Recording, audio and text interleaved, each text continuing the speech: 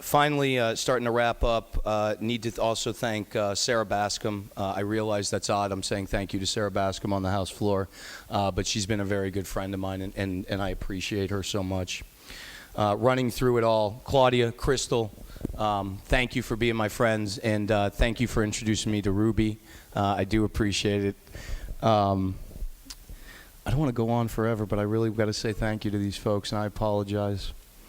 Dave, Candace, Stuart, Mike, wherever you are, I know you're scattered around there. I've known you guys since I was a little kid.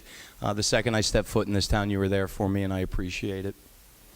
Albert, Noreen, and Helen, you've also been great friends to me. I know going back over here, Billy and Heather, you're over here as well. And Gary, thank you for standing by me through thick and thin.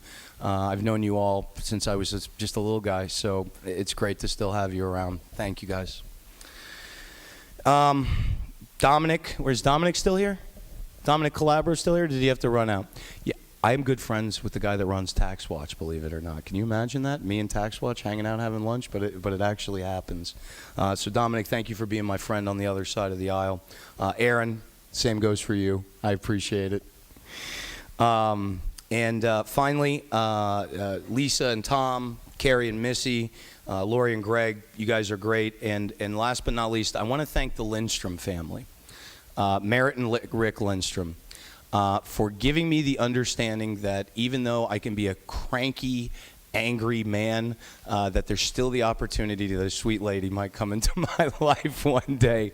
So thank you both. Thank you for marrying that angry young man. I do appreciate it. It gives me some level of hope for the future.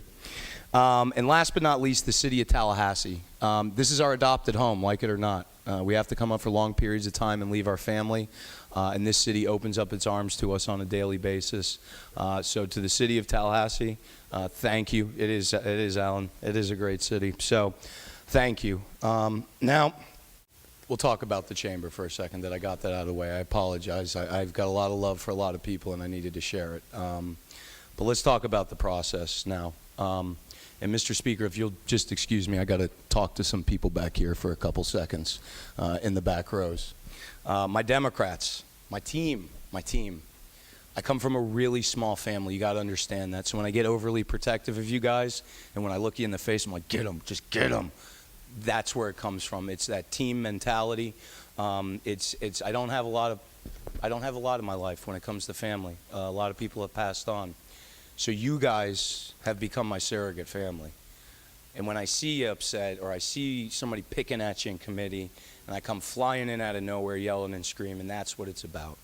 It's you're my family. I mean, me and Waldman and Soto, we're in cell block D. I mean, we literally call our office cell block D, the three of us in there together. And you know, it comes back to team sports. And getting back to the whip thing, I want you to know I never felt, and I hope you never felt this way, that I was whipping you in any way, shape, or form.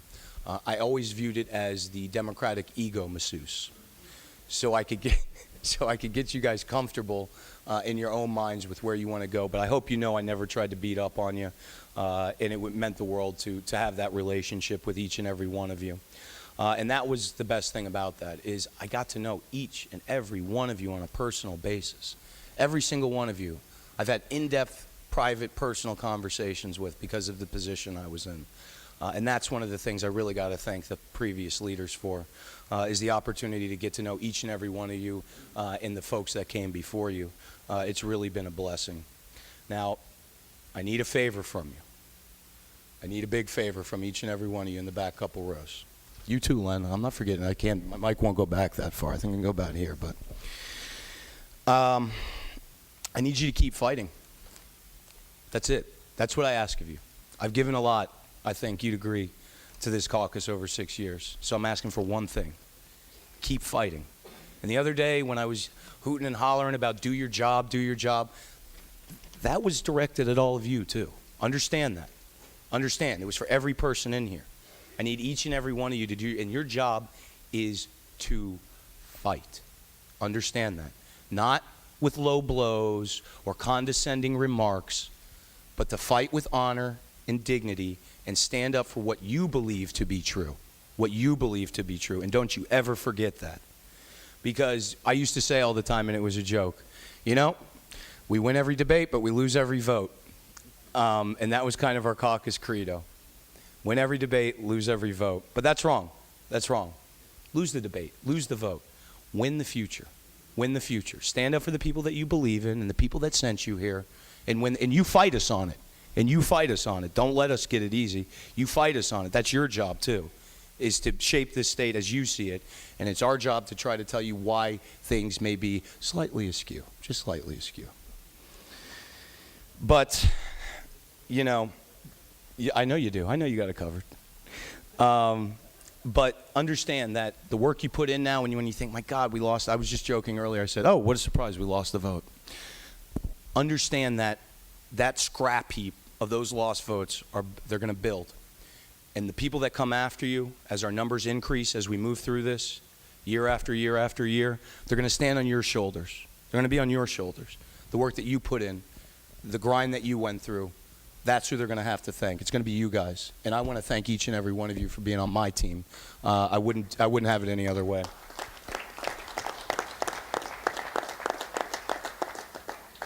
And after all, what's the worst thing that can happen? What do you think? One day you're going to wake up and your seat's just going to disappear? Oh, wait, that did kind of happen. I guess that can happen. Early on when I got into this process, as a lot of you know, the folks that were here know, it was a dark time for me and mine. It was a very dark time for me and mine. Understand that. Worst time of my life. Understand that. The worst time. No other time even compares.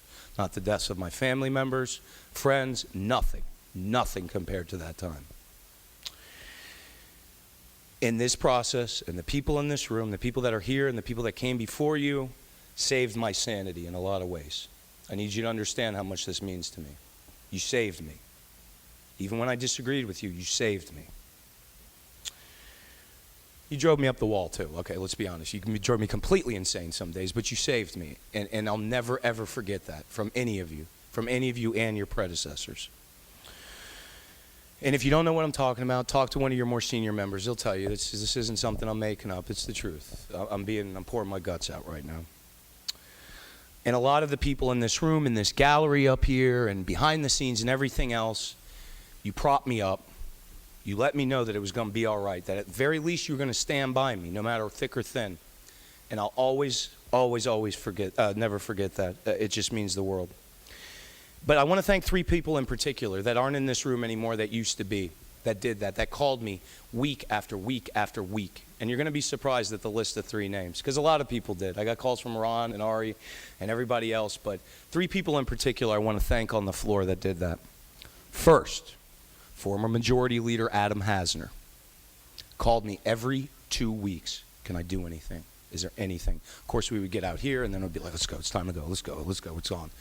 But on that phone, and when we were in private, all he cared about was my well-being, my family's well-being, and for that, Congressional Candidate Hasner, I thank you. The second person, Senator Ellen Bogdanoff, called me every week.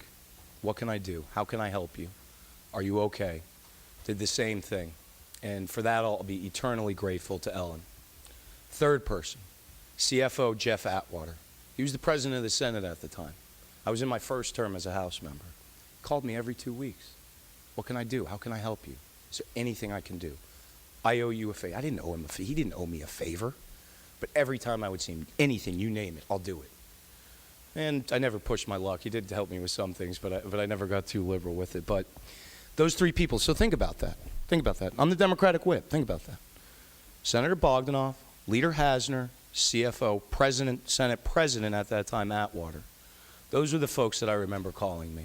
Understand, forget all this fighting when it comes down to it. When somebody's in a spot and they need help, you guys can be there for them. It doesn't matter how mad you are at them for whatever they said. Be there for them, because I can tell you it got me through this. And I was a weird mix at that time of a lot of negative emotions, nothing positive. Anger, confusion, sadness, depression, you name it. It was right here. It was right here. But this process, when you see me raging on this floor from time to time, that's my outlet. I found my outlet. I found a way to get that out in a positive way. At least I viewed it as a positive way. But I found a way to get it out and to let it out in a way that I felt was constructive. And for that, I love this building and I love this floor, and I always will love this floor for that, because it got me through the worst time of my life. And I understand I am not the greatest legislator of all time, but man, I will go hard. And you know that to be true. I will go hard, and I'll go hard all day, every day. And that's what each one of you have to do. Do me a favor, as we move forward in the years, once a year, just once a year, when something really just irritates you, don't write a speech. Get up, speak from your heart, speak from your gut. I was talking to Representative Workman about it the other day. It sounds so much better when you do it. And because of you guys, because of you, steel sharpening steel, I am a better debater and I'm a better policy person because of the people on this floor, because of the disagreements we've been able to have on this floor. Because coming into it, you know, you make a misstep on this floor, boy, you're going to lose your foot. You're going to lose a limb on this floor if you say the wrong thing, if you're not careful with your words. So you become very, very sharp at what you do. I would encourage all you, get up, stand, debate.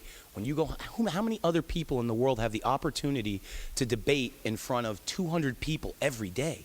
Think about that. Think about the advantage that gives you in anything that you do for the rest of your life. People literally go running and cowering when they have to speak in public.